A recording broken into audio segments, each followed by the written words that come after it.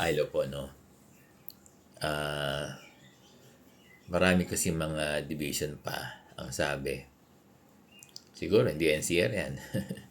Kami dito sa Division of Caloocan, June 8. Caloocan High School, June 8, no?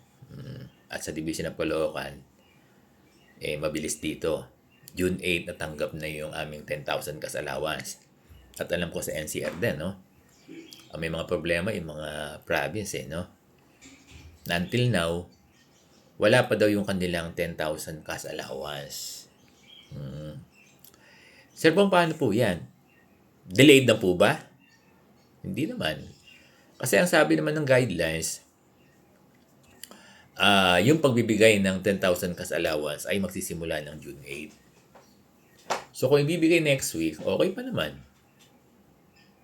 Third week ng June, okay pa rin. Last week ng June, okay pa rin. Kaya lang, pag binigay yan ng July, yun ang malungkot.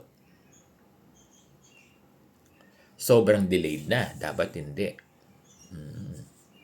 Kasi yung cash allowance sa 10,000, maagang binibigay yan. Bago mag-June 8, binibigay na yan. Oo, yan yung isa sa allowance. Katulad din yan ng mid-year bonus. Maagang binibigay. Walang kahirap-hirap dyan. Nada-download ka agad ng maaga yan. Kaya nakakapagtaka na yung ibang mga division ay hindi pa nakakapagbigay ng 10,000 cash allowance. Diba? In fairness sa DBM, nabibigay ng maaga yan eh. Kaya kami, bago mag-June 8, actually, pwede nang ibigay. Kaya may mga, di ba? May mga division nagbigay ng maaga eh, bago mag-June 8. Kasi nga maagang dumarating. Pero kami, June 8 talaga. Saka dito sa amin sa Division of Caloocan, talagang June 8 nabigay yan. Mabilis kami rito, no? So, kung next week, okay pa naman.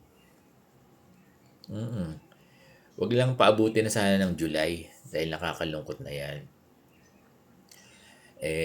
Siyempre, magkakaroon na ng issue. Bakit yung maraming division nakapagbigay ng June 8 tapos kayo hindi nakapagbigay, no?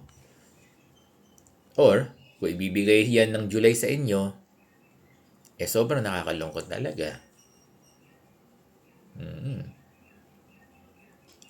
Kaya nga binibigay na maaga yan dahil gagamitin niyo yan sa pagtuturo eh. Di ba?